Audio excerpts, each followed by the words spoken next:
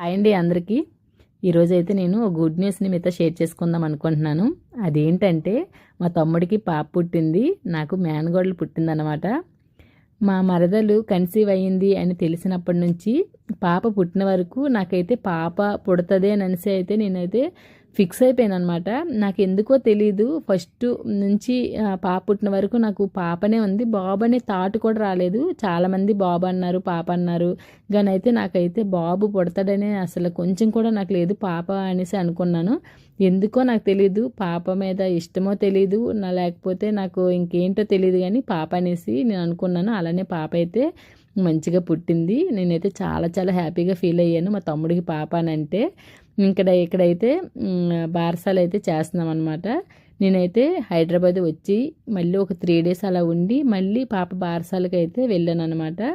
ఇక్కడ పాపకైతే బారసాలు అయితే చేస్తున్నాము. ఈ బారసాల వీడియో మా పద్ధతిలో మా కల్చర్లో ఎలా చేసాము ఏంటనేది నేనైతే లాంగ్ వీడియోలో పోస్ట్ చేశాను.